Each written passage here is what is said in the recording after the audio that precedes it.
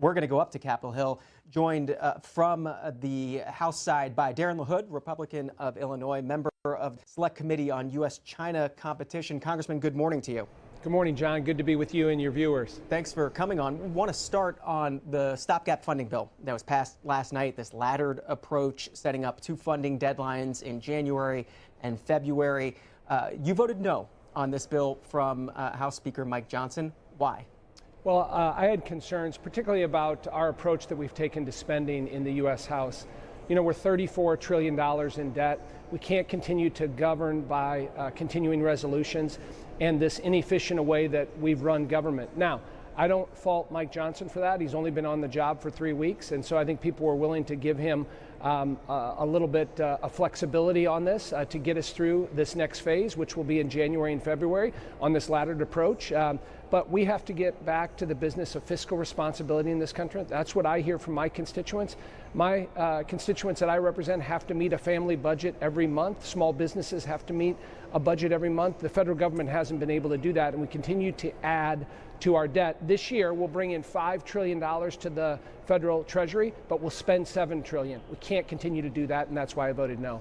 So when it comes to Mike Johnson's bill, 57% of the Republican conference votes for this measure yesterday, and we're seeing headlines like this in Politico today. Did Mike Johnson just doom himself to the same fate as Kevin McCarthy, passing a stopgap spending bill with more Democrats supporting it than Republicans?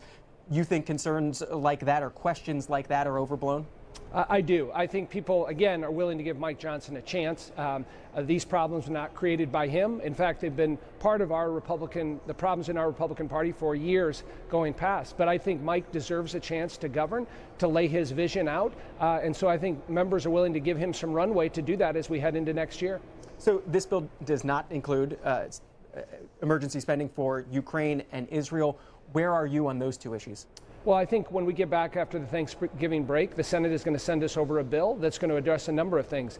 The southern border, which needs to be addressed, funding for Israel, which I've supported in the past, including $14.5 billion that was offset. We're going to address funding for Ukraine and also funding for Taiwan. I think all of those things we need to have a conversation and debate about. When it comes to Ukraine, I think there's a collective support for making sure that Putin doesn't win in Ukraine.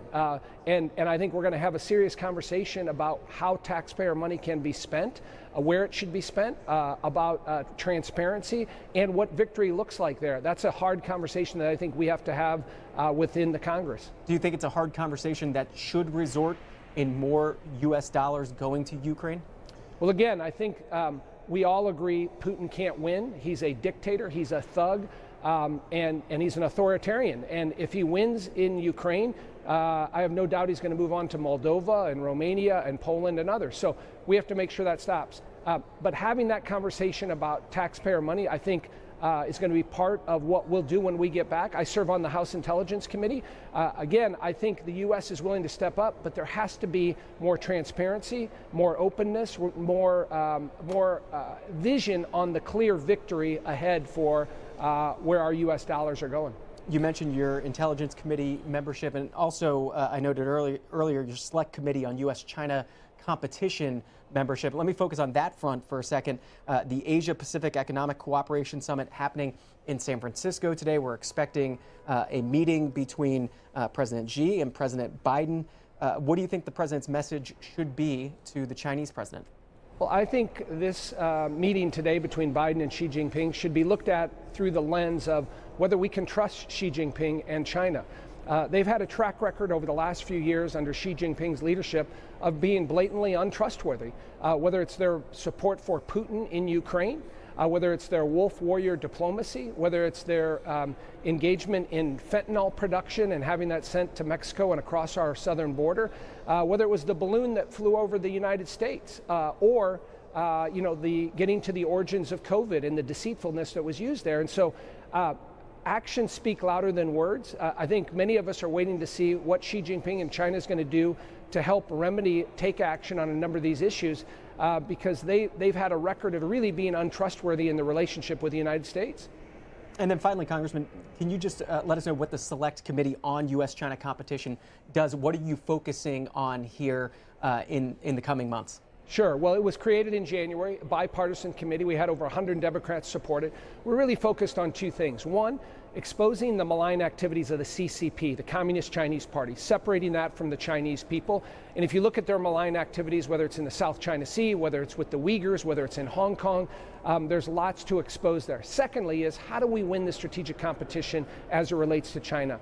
I think you do that on the economic front. I also serve on the Ways and Means Committee. We've looked at a number of issues related to trade, how we have a more robust trade agenda in the Indo-Pacific region, how do we partner with our like-minded allies, and also a recognition that China has a plan to replace the United States, and they're working at it every single day.